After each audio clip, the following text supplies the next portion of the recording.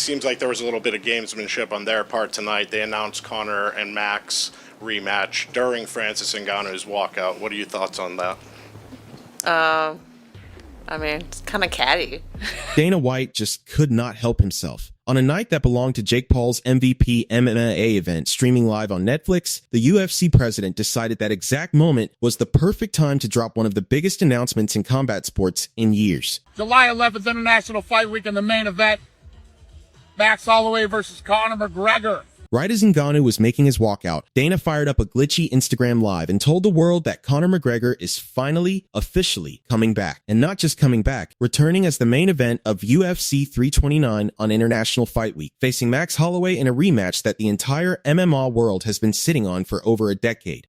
What happened?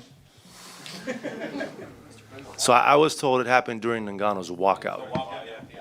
What happened? Dana tweeted, he went live to announce Conor McGregor versus Max Holloway. Oh, I love it. The cokehead is back. Nice. Listen. Yeah, that's cool, bro. Cool, yeah. Drop it during our event. Doesn't matter. That just shows how pressed they are.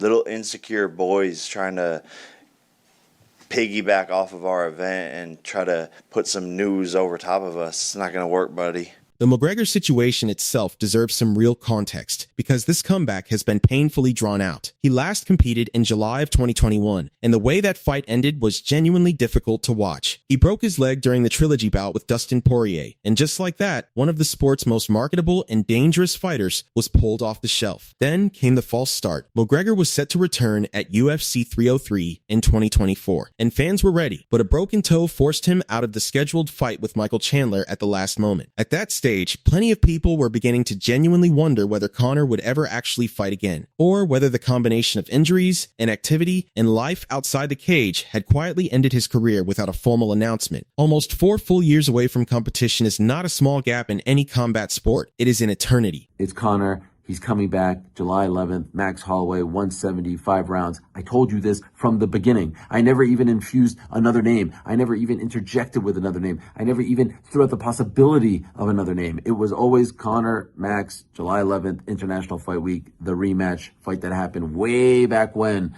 First UFC on FS1 show, 2013, I believe, in Boston. And so the Mac is back. According to reports, McGregor has been in training camp since January, and he has brought in some serious sparring partners to sharpen things up. PFL fighter Eoin Sheridan and experienced veteran Dong Hyun Kim have both been involved in his preparation. That is at least somewhat reassuring, because one of the legitimate concerns surrounding this comeback has been whether McGregor has genuinely been putting the work in during his time away, or whether the whole thing is just a massive money grab dressed up as a sporting return. The camp details suggest there is real intent here, and that matters. Nobody wants to watch a shell of a fighter just cashing a check.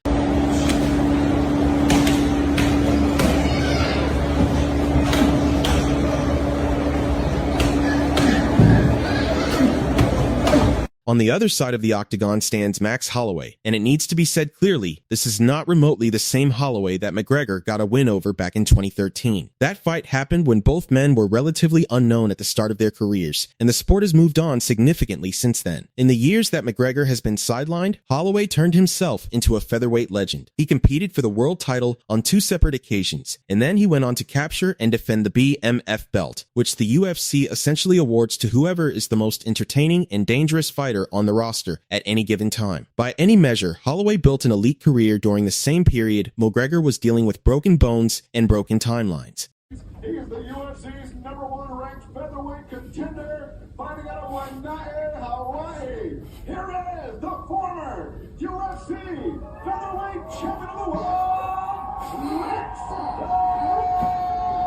That being said, and here's where things get genuinely interesting, Holloway is not walking into this fight at the peak of his powers. He suffered his first career knockout loss when Ilia Topuria caught him clean, and then at UFC 326 in March, his performance against Charles Oliveira was noticeably off. He did not look like the dominant, relentless version of himself that had been dismantling opponents for years. 2 back-to-back outings where he looked below his best is not a great trend, and it raises a real question about whether Holloway is past his prime. For McGregor, that timing could actually be a small window of opportunity. If there was ever a moment to catch Holloway, this might be it. You were talking about your early fight with Conor McGregor and how while you guys are grappling on the ground, he hurts his knee and he lets out a scream, and you lean over mid-fight and you're like, hey bro, you okay? It's like, keep fighting, keep fighting. And if Conor is very honest and goes, nah man, I'm not good, where do we go from there? I don't know.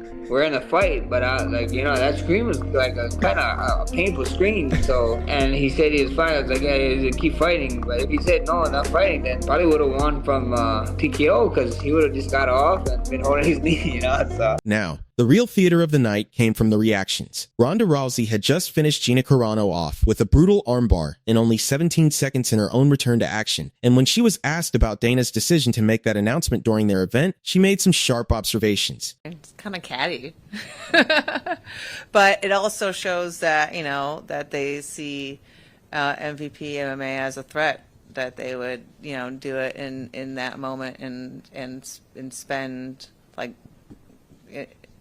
do it at that time. So I feel like it's also a compliment because it elevates MVP MMA and makes they're declaring that they see us as a real rival.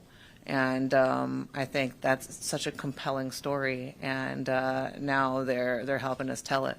Nate Diaz had a different kind of night. His fight with Mike Perry ended via doctor stoppage due to excessive bleeding, making it the second time in his career that a ringside physician had to intervene despite him being competitive in the fight. The first being that infamous BMF title bout stoppage against Jorge Masvidal at Madison Square Garden in 2019. Diaz's scar tissue issues are becoming a recurring problem as he gets older, and it raises real questions about how many more fights he has left in that form. Despite losing, Diaz still faced the media afterward, because that is just who he is. When the McGregor announcement came up, he kept it short and honest, said it was going to be a solid fight, that it was long overdue, and reminded everyone that McGregor was actually the one doing the takedowns the first time they fought. Classic Diaz. Unbothered, factual, and not about to oversell anything. Holloway and Conor Part 2? No, that's going to be a good fight, though. About time. Shouldn't they have fought a long time ago? Because Conor was taking him down the last time.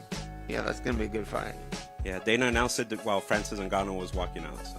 Oh, nice. Yeah, that's a good fight. Francis Ngannou, meanwhile, handled the whole situation with a kind of composure that is honestly impressive. He knocked out Felipe Lins in the first round, delivered a strong performance in his main event slot, and when the media asked about Dana's Instagram live stunt during his walkout, he barely reacted. He made it clear he had nothing to do with it, and that he was simply focused on his own business. I don't know if you noticed, during your walkout, Dana White went live on Instagram and announced Conor McGregor's return. Did you realize that or no? And how do you feel about it? And what the fuck do I have to do with that? I mean, so I should stop my workout and look what is going on with? No, well, people during the week were saying that he was going to announce it. I don't care, bro. Okay. Let's move on. Life goes on.